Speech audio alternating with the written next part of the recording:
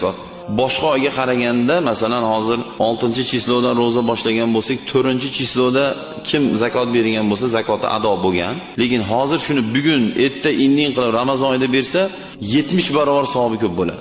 Yana boshqa oyda beriladigan yo'q imkoniyat bu oyda berilishi. Rasululloh alayhisalom hadislari bor.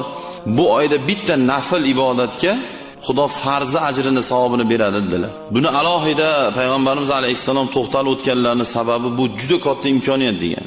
Nafl degani qo'shimcha ixtiyoriy ibodatlar degan. Masalan, bir odam yo'lga tupurib ketdi. Uni turpoq bilan ko'mib qo'yish nafl ibodat. Lekin shu oyda shu ishni qilayotgan bo'lsak, juda katta ajr beryapti. Yo'lda ketayotdik.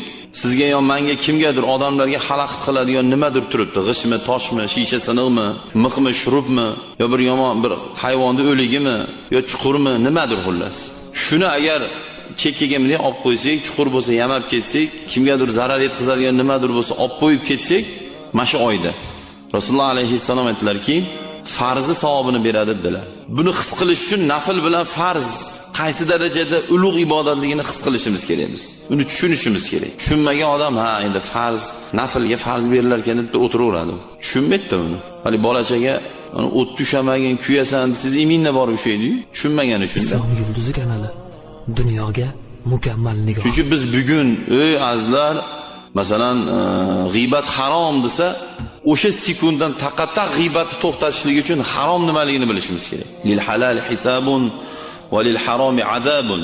Qiyomat kunida halol narsalarga hisob kitob qilinasan. Haromga to'g'ridan to'g'ri azob, o't, do'zax, qiyinchilik xolos. Harom Alloh qilmagin degan ishni